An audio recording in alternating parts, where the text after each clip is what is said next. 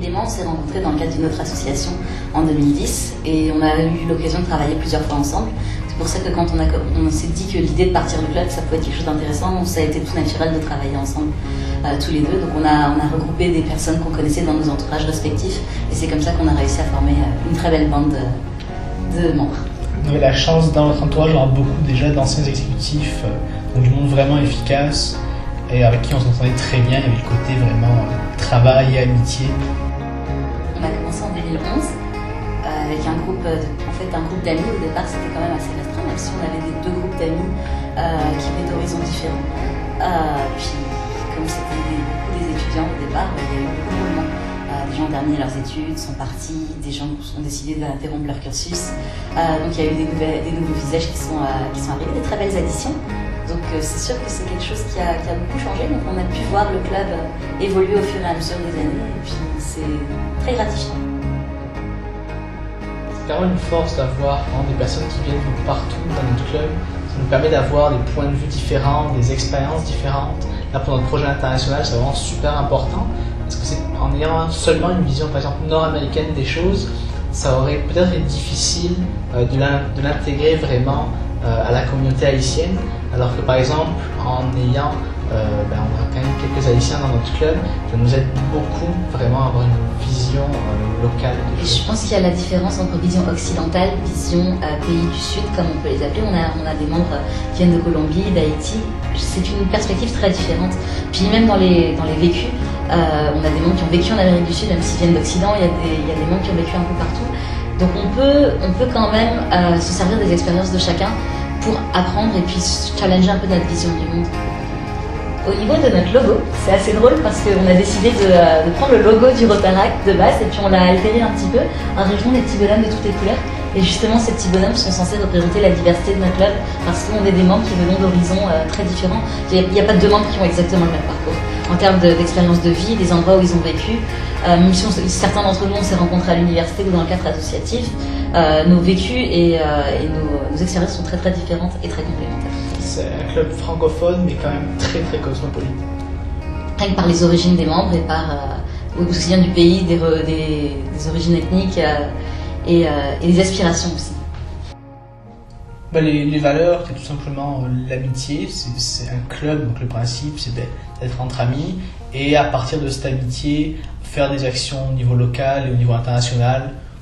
Si on sort des valeurs du Rotaract, c'est sûr que pour notre club à proprement parler, on est très dans l'esprit de camaraderie, on est très orienté action concrète, dynamisme, on fait beaucoup d'actions de bénévolat et puis on essaie de se diversifier tout en respectant un petit peu les goûts de chacun pour être sûr que ensemble on puisse aller le plus loin possible. La mission du club, on a décidé de la définir ensemble en tant que collectif. Donc on a décidé de faire un tour de table, de consulter chacun des membres pour savoir quelles étaient les choses les plus importantes pour eux, quels étaient les thèmes sur lesquels ils voulaient travailler. Et le thème commun qui revenait beaucoup, c'était l'éducation, l'orientation. On s'est rendu compte qu'autour de la table, on avait finalement des membres qui avaient des horizons très différents et des origines diverses et variées. Donc on s'est dit que mine de rien, si on était tous ensemble, aujourd'hui regroupés autour de cette table, c'est parce qu'on a eu l'information, on savait qu'on avait chacun des opportunités pour venir à Montréal qui nous ont amenés à nous regrouper pour avoir une action et un impact positif sur la société ensemble. Et cette orientation-là, cette éducation, on aimerait pouvoir la communiquer à d'autres jeunes. Donc l'idée, c'est de l'orientation pour les jeunes, par les jeunes. Avant même le tremblement de terre, l'Haïti avait déjà des problèmes d'éducation. L'alphabétisation était en dessous de moins 50%. Elle est encore en dessous de moins 50%. Et suite au tremblement de terre, il y a des écoles qui ont été détruites. Le peu de salles informatiques, il y avait beaucoup qui ont été détruites. Les réseaux électriques qui ne fonctionnent pas bien. Des problèmes. Les bibliothèques qu'ils avaient aussi à l'intérieur des écoles qui se sont effondrées. Et c'est la dernière chose en fait qui reconstruisent.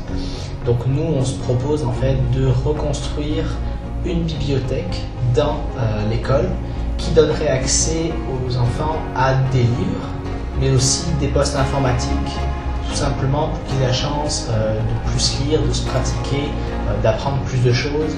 Aussi, dans les livres, il y aurait des romans, des documentaires, donc vraiment à la fois prendre du plaisir, apprendre, Ça c'était le côté vraiment lecture avec les livres. Il y a aussi le côté post-informatique, où c'est tout simplement découvrir l'informatique et se préparer un petit peu plus au monde d'aujourd'hui, qui est vraiment électronique. Pour moi aussi, c'est exactement la même chose, c'est vraiment gratifiant.